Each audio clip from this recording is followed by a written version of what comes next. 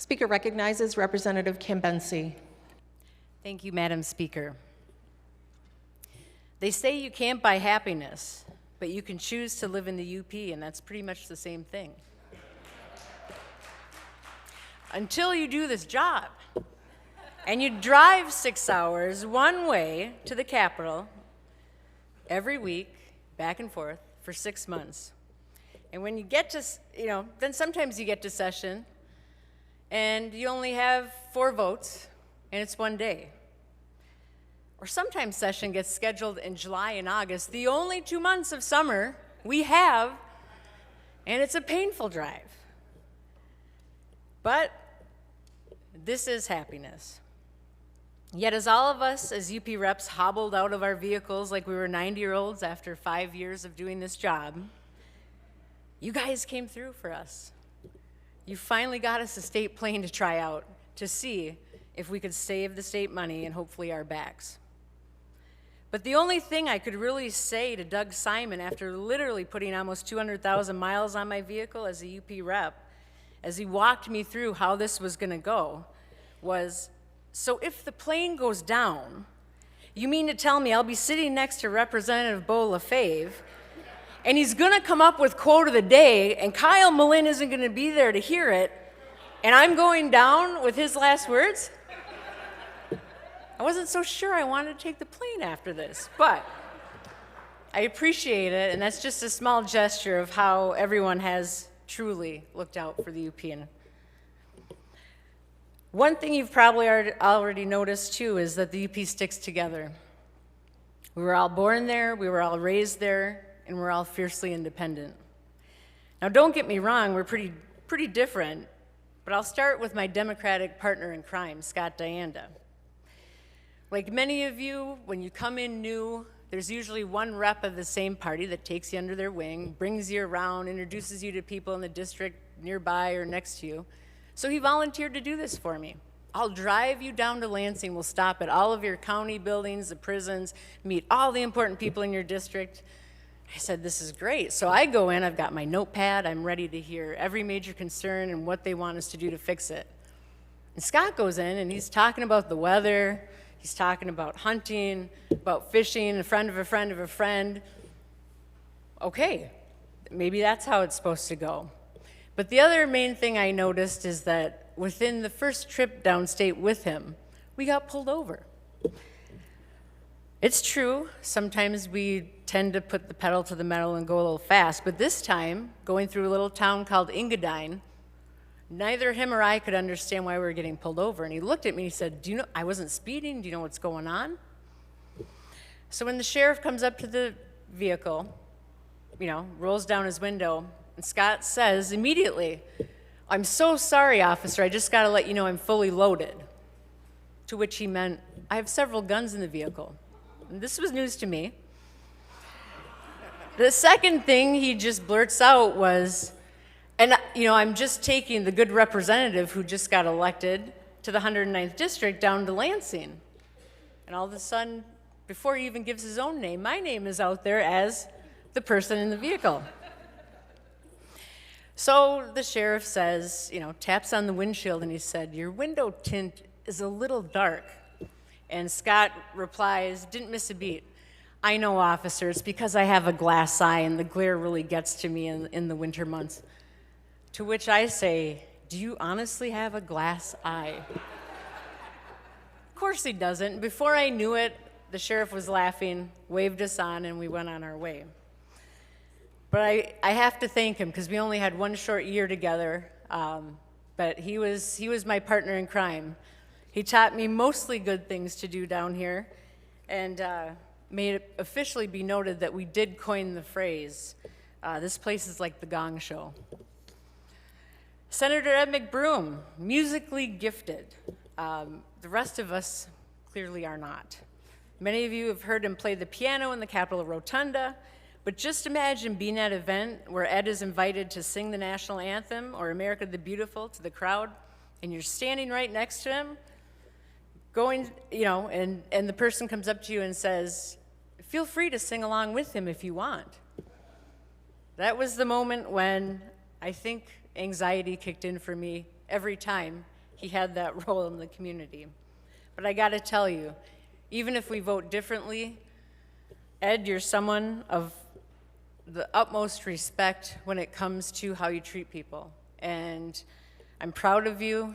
You took on an amazing task, writing the report for the election, but I think you've gained more respect even though it's hard for you from time to time. And then there's Greg Markkinen. Quiet, unassuming, generally the same look on his face, whether he's mad or glad, happy or sad. But as I'm Swedish, you just gotta know he's Finnish. If he has something to say, he may or may not say it, or he'll answer with a huh, or which doesn't exactly translate into yes or no. But he's a thinker, he's got a heart of gold, and I've enjoyed my 4 years with you, Greg. You're the complete opposite of Bo, who sometimes we can't get to stop talking, ever. And let's face it, Bo, you literally take the cake when it comes to being different from all three of us. I mean, I'll never forget my second election when I noticed your Facebook post a few days before the election, and you were blowing up pumpkins with your rifle, exclaiming, "This is what Lansing needs to do to car insurance." Not only did it catch my eye, prompting me to say to myself, he's crazy, what is he doing? People aren't gonna vote for someone like that. To my surprise, Ed's surprise, Senator Schmidt's surprise, and even Speaker Chatfield's surprise, you got a higher vote percentage of the total vote in your district than all of us. I mean, you can't make this stuff up. Now, I'm fortunate enough to have two senators with Senator Wayne Schmidt sharing Luce County with me. We first bonded over Bo's pumpkin blowout, but soon clicked with his ridiculously corny, cheesy sense of humor and his willingness to blow into any meeting in the district half-hour late, which gave a whole new meaning to the phrase, "Oh, he'll be here, he's just on senator time." But I wouldn't be near as successful in my seat without you, Wayne, and I appreciate your friendship and honest conversations about how stuff really does get done here in Lansing.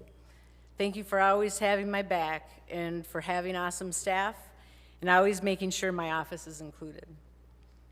Senator-elect John DeMoose, our time together was short, but you have a heart of gold, and I know you're going to do great filling Senator Schmidt's shoes for the 37th District. The late Senator Tom Casperson, he worked tirelessly for the UP. But my favorite comment he ever made about me was when we were at dinner one night and he looked across the table and out of nowhere he said, "You know, you're not that bad. We thought you were going to be a lot worse than you are." To which it was a compliment. And, you know, from there on, again, that's how the relationships formed and how we got stuff done as a UP coalition. Then there's me, the lone Democrat north of Saginaw. I'm going to skip over all the good stories about me, but tell you just a little bit of how I got here. Like many of you, my interest in politics came from my parents. From my one parent, my father, it began by watching him go to local city commission meetings and speaking on some of the most important issues in our community. After several commission meetings, people would ask him, "Why don't you run? Why don't you step up?" His reply was always, "It's such a thankless job, no one appreciates it." To which I thought I'd give it a try. On the other side, there's my mom, an RN, a nurse, and she's given me heart. She's the one who hates to see her daughter in politics, and I know many of you, we've shared that same story together. But aside from that, I couldn't ask for two better parents and two more supportive parents. So what have I hoped to achieve here? To date, I have 8 bills passed, but most importantly, I have an important package of legislation I hope to get done before we're out of here. But having a father who's an engineer, who's very linear, all I can say is, when nobody understands Mike Shirkey, even if I disagree with him, I understand him, because the answer is, he's always an engineer. He's just an engineer. And sometimes that's how they think. I'd like to thank a few of my colleagues. You've made this place great despite the politics. Sherry Gay Dagnogo, you are a powerhouse, and I will never forget your speeches on K-12 education. Gary Howell, for always making sure I was seen and heard on natural resources, for coming to Marquette, touring our mines, and even putting me on the deer sterilization committee. Despite the bizarre dialogues, the best part was getting to know Senator Kurt Vanderwall and Representative Joe Bellino. And Joe, I gotta tell you, you were the first person to come and welcome me from across the aisle and share your story with the late Representative John Keevala, and you'll always have a special place in my heart for that. Tim Sneller, you're one in a million. You always take time and ask me how I'm doing. You're a gem, and this place is lucky to have you a day longer than you want to stay. Graham Filler, I wish I had more time to work on awesome bill packages with you. Keep up the good work, keep staying positive. Thank you always for the fist bumps. Tommy Brand, Ronnie Peterson, Tyrone Carter, thank you for looking out for the DJ Jacobetti Center for our veterans. You put that $1 placeholder in there that amounted to a brand new facility getting built, and I'll never forget that. Tom Albert, thank you for looking out for the UP in the budget, but more so, thank you for your integrity to be driven to protect the taxpayer dollars. There truly is nothing more important that any of us can do in our jobs. Jim Stamas, thank you for always giving me a hug and making me part of Whiskey Club. Timmy Beeson, you always make me laugh, and you made it really hard to be mad at you for taking out my good friend. Larry Inman, some of you might think this is odd, but I'll never forget my first dinner where Larry came up to me and called me Amelia Earhart, which prompted me to always have, my group of Dem buddies who said, the thing we really should do when we need a vote is get you to dress up like her on the House floor and stand up and say, Larry. Now, we never did it, but, Larry and I would always try and go work out early in the morning, and so we did develop a rapport, and I just want to thank him for always recognizing me and stopping to talk. Representative Pauline Wenzel, my majority chair of Commerce and Tourism. I wish we had more time to do great things together, but thank you for always having my back and coming to the UP. Kyra Bolden, Tanisha Yancey, Sarah Anthony, you guys are killing it. I'm so proud of you, and you guys are going to continue to do great things. Mike Mueller, thank you for always taking time to have a serious talk with me and to just be a representative of common sense. We had a lot of fun my first year here with Pat Green, Frank Liberati, Terry Sabo, John Churkin, and Scott Dianda. But then there's Will Snyder and Zablanco, or some of you know him as Z. Will, you took a chance, you ran for office. It took a little coercing, but you're gonna be in here as a state rep next year, and I'm so proud of you. Z, what can I say? You're a fixture.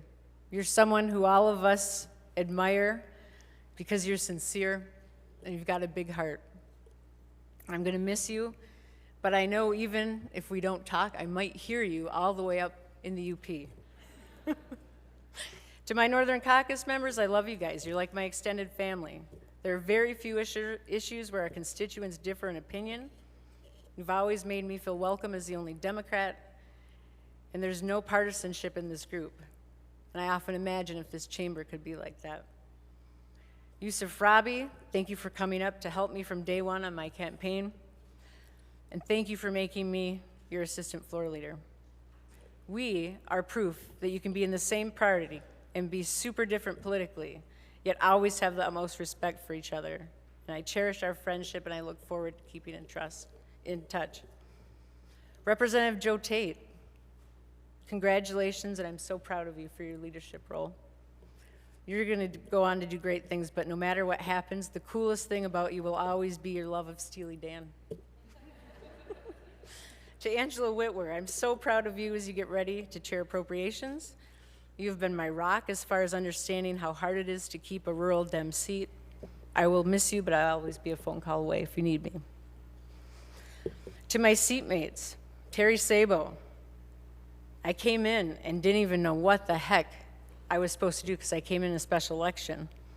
And you said, just go with it, just whatever. And the first bill that came up on the board for me to vote on was a beer on frog spearing. And I'll never forget when I said, is this, we vote on stuff like this down here? Oh yeah, yep, this is all part of it. But you've never, ever let me down. You always come by and check on me, and I appreciate your friendship going forward. Kevin Ertel, you probably taught me the most important lesson of my time here, and that is, even if you disagree with a member and you're voting, respect the other person's vote.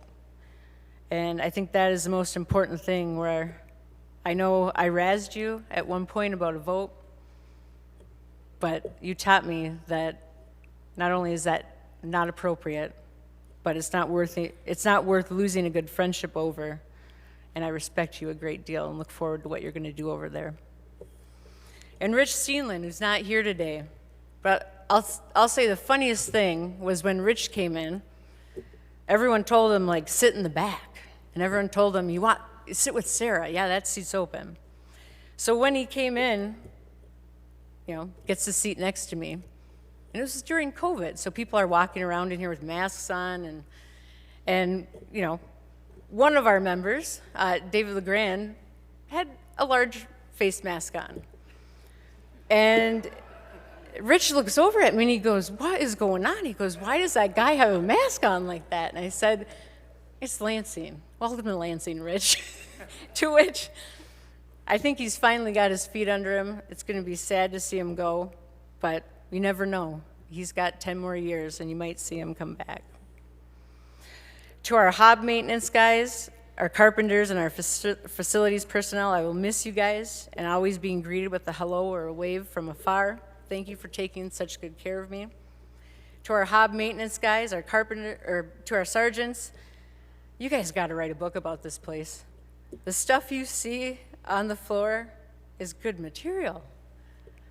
But in all seriousness, you've been our protectors, our discipliners, but more so our friends, and it's been a pleasure getting to know you. To our clerks, Clerk Randall and Clerk Brown, thank you for protecting our institution. There's nothing more important than the job you have. To the lobby corps, there are so many of you to thank, and I gotta tell you, I was skeptical coming in on what your role was and how I'd feel about being lobbied so much. But I have to say, you've all treated me with respect. You've shown me that it is a profession that you've given with extensive knowledge of the issues you're coming in on. And you've had my back on bills that I've introduced that may impact your clients. It truly is a working relationship, and you've taught me how important relationships are in these jobs. To my union brothers and sisters, Steve Claywell, I wouldn't have my first PA without your help. To Doug Stockwell, George Edwardson of Operating Engineers, Gino Allison Drini, Jonathan Bird of the Laborers, Chad Corpy of my United Steelworkers, Dean Gutzman and the UP Pipefitters, Tony Rataski with the UP Construction Council. You guys took a chance on me. I was the first female rep ever elected to this seat, and you guys stood by me from day one. You've had my back, and I will always have your back. To my majority leaders, Tom Leonard, Lee Chatfield, and Jason Wentworth. When I came in, Tom Leonard didn't need me. You guys had a super majority. And it hurt, because in the UP, we are people that value relationships, no matter what side of the aisle you're on. But I can tell you, when you sent that letter to us when you were out of the House, that reopened that door and made that introduction, I appreciated that, and I've really enjoyed it, getting to know you throughout the years. To Lee Chatfield, your district is right next to mine, and I had a very successful time those 2 years when you were Speaker, because you simply believed in me and the bills I had to bring forward. Speaker Wentworth, I think sometimes people confuse the definition of leadership. And to me, the definition of leadership is not always to be seen, it's not always to be heard, but it's to hold everyone together And truly, during the most difficult time in our state, you have done that. And you will always have my respect, and I will always be here to stand by your side as you go forward. To my minority leaders, Sam Singh, Christine Gregg, Donna Lazinski, thank you for doing the unimaginable task of being an HR manager for the minority. These are tough, tough jobs. I know I've given each of you a hard time, but I want to thank you for what you did, and you too have held it together. To my staff, Jason Chapman, Mary Wardell, Mary Ragland, Connor Loftus, Liz Trombley, Justin Alexander, and Nathan Feidner, and my interns, especially Dominic Bertucci. I would not be here without you. I would not be successful without you. You're a big reason my district was represented so well, because the most important job is that front desk job. You have so many opportunities ahead of you, and I will always be here to help you out and cheer you on. You were loyal to me, and I will always be loyal to you. So this is it, maybe not forever, but certainly for now. My dad said if I wanted to do this job that I better never forget who I work for, to never forget that I agreed to take a step down, to put my personal agenda aside, and to not work for special interests. But I do, and to do the work that the people want you to do. I hope I have done that, because there is no bigger honor in serving in this role than bringing the voice of what the majority of the people in your district want. My loyalty has been to the people of the 109th District. It doesn't make me fit in neatly to my party sometimes. Some of you may hate it, but I hope you realize after my 5 years here why I can't ever apologize for being this way or how I voted. Some legislators bleed red, some bleed blue, but my roots run deep, and I'll always bleed for the UP. Thank you.